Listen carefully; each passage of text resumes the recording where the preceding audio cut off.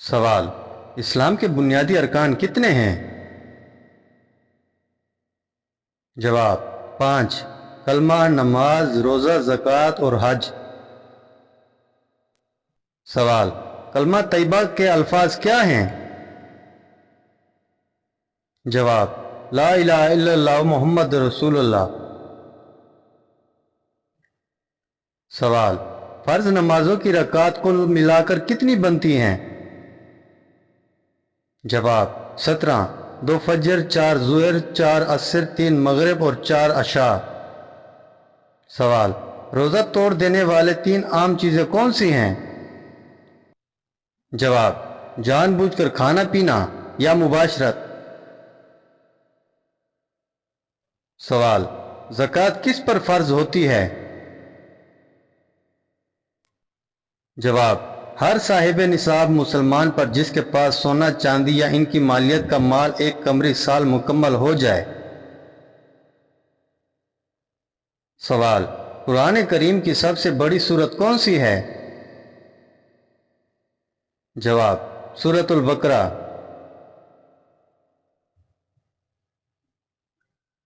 سوال: اسلام میں کون سی مٹھائی کھانا حرام ہے؟ جواب: اسلام میں مٹھائی خود حرام نہیں ہوتی، بلکہ مٹھائی کے اجزاء کی بنیاد پر اس کا حکم دیا جاتا ہے۔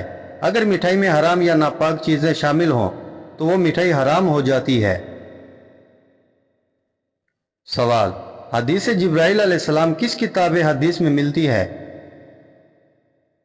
جواب: صحیح مسلم اور صحیح بخاری دونوں میں۔ سوال: ہجرت مدینہ کتنے نبوی میں ہوئی؟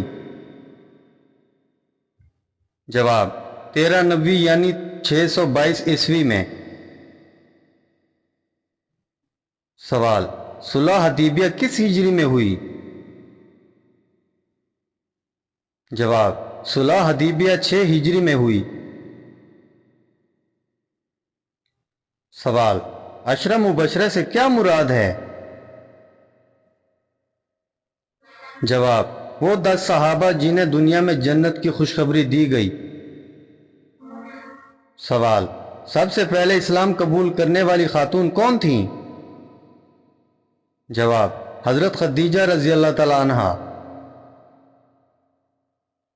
سوال: حضرت علی رضی اللہ تعالیٰ عنہ اور حضرت فاطمہ رضی اللہ تعالیٰ عنہ کے بیٹوں کے نام کیا ہیں؟ جواب: حضرت حسن رضی اللہ تعالیٰ عنہ اور حضرت حسین رضی اللہ تعالیٰ عنہ۔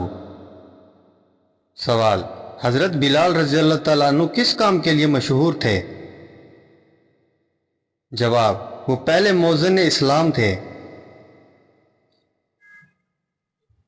سوال: حج کس مہینے میں فرض ہے؟ جواب: ذوالحج الحج کے مہینے میں۔ سوال: طواف کے کتنے چکر ہوتے ہیں؟ جواب: طواف کے 7 چکر ہوتے ہیں۔ سوال: مقام ابراہیم کیا ہے؟ جواب: وہ پتھر جس پر حضرت ابراہیم علیہ السلام نے خانہ کعبہ کی تعمیر کے دوران قدم رکھا۔ سوال: اذان سب سے پہلے کس نے دی؟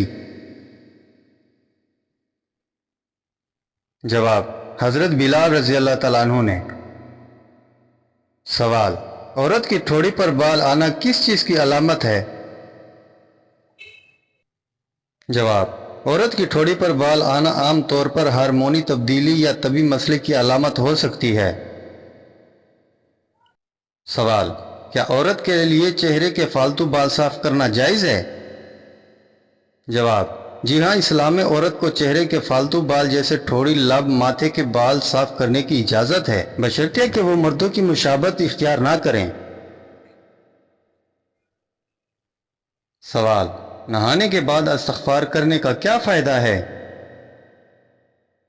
جواب: نہانے کے بعد استغفار یعنی استغفر اللہ پڑھنے سے دل کی صفائی، گناہوں کی معافی اور روحانی بلندی حاصل ہوتی ہے۔ سوال: کیا غسل جنابت کے بعد قرآن پڑھنا جائز ہے؟ جواب: نہیں، جب تک غسل مکمل نہ کر لیا جائے اس وقت تک قرآن مجید کی تلاوت یا چھونا جائز نہیں۔ سوال: نیند میں اچانک جھٹکا لگنا کس چیز کی طرف اشارہ ہے؟ جواب: اسے طبی زبان میں ہائی پینک جرک کہا جاتا ہے۔ یہ نیند کی شروع میں جسم کا اچانک ہلنا یا جھٹکا محسوس ہونا ہوتا ہے۔ سوال: کیا یہ کوئی خطرناک علامت ہے؟ جواب: جی نہیں، یہ ایک عام اور قدرتی جسمانی عمل ہے جو اکثر تھکن، نیند کی کمی یا ذہنی دباؤ کی وجہ سے ہوتا ہے۔ سوال: کیا نہانے کے بعد فوراً دعا قبول ہوتی ہے؟ جواب: جی ہاں، نہانے کے بعد انسان پاکیزگی کی حالت میں ہوتا ہے اور پاکیزہ حالت میں کی گئی دعا کی قبولیت کے زیادہ امکانات ہوتے ہیں۔ سوال: کیا یہ کسی روحانی یا ماورائی چیز کی علامت ہو سکتی ہے؟ جواب: اگر صرف جھٹکا ہو اور کوئی خواب، ڈر یا عجیب کیفیت نہ ہو تو یہ جسمانی عمل ہے، لیکن اگر ساتھ میں خوف یا ڈراؤنے خواب بھی ہوں تو روحانی پہلو کو بھی نظر انداز نہیں کیا جا سکتا۔ سوال: ایسے میں کیا پڑھ کر سونا چاہیے؟ جواب: سونے سے پہلے آیت الکرسی، سورۃ الفلق، سورۃ الناس اور سورۃ الاخلاص 3 بار پڑھ کر دم کر کے سوئیں۔ سوال: کیا یہ جھٹکا کسی بیماری کی علامت بھی ہو سکتا ہے؟ جواب: اگر جھٹکے روزانہ آئے اور نیند متاثر ہو تو ممکن ہے اعصابی کمزوری یا نیند کی بیماری ہو، ایسے میں ڈاکٹر سے رجوع کریں۔ سوال: فرعون کے ظلم کا نشانہ کون لوگ بنے تھے؟ جواب: بنی اسرائیل، جنہیں غلام بنا کر رکھا گیا تھا۔ فرعون کے ظلم کا نشانہ بنتے ان کے مردوں کو قتل اور عورتوں کو زندہ رکھا جاتا تھا۔ سوال: قرآن میں فرعون کو کس چیز کا نشان عبرت کہا گیا ہے؟ جواب: فرعون کی لاش کو محفوظ کر کے اللہ تعالیٰ نے اسے قیامت تک کے لوگوں کے لیے نشان عبرت بنا دیا ہے، جیسا کہ سورۃ یونس آیت نمبر 92 میں بیان کیا گیا ہے۔ سوال: خواب میں تھوڑا سا پانی دیکھنا کیا ظاہر کرتا ہے؟ جواب: اگر پانی میٹھا ہو تو یہ محدود لیکن بابرکت رزق یا علم کی علامت ہے۔ اگر پانی کڑوا یا بدبودار ہو تو چھوٹی پریشانی یا دل کی تنگی کی نشانی ہے۔ سوال: اگر خواب میں پانی مسلسل بہتا نظر آئے جیسے ندی یا نالا تو اس کی کیا تعبیر ہے؟ جواب: اگر پانی کا بہاؤ پرامن ہو تو یہ زندگی میں جاری برکت اور استقامت کی علامت ہے۔ اگر بہاؤ خطرناک ہو تو یہ شدید حالات یا آزمائش کی نشانی ہے۔ سوال: خواب میں پانی بہت زیادہ ہو جائے اور قابو سے باہر ہو جیسے سیلاب آ جائے تو کیا معنی رکھتا ہے؟ جواب: یہ بڑا فتنہ، اچانک نقصان یا زندگی میں طوفانی تبدیلی کا اشارہ ہو سکتا ہے، خاص طور پر اگر نقصان ہو رہا ہو۔ سوال: اگر خواب میں ایک برتن یا بالٹی میں تھوڑا سا پانی ہو تو اس کی کیا علامت ہے؟ جواب: یہ صبر، قناعت اور محدود رزق میں برکت کی علامت ہو سکتی ہے۔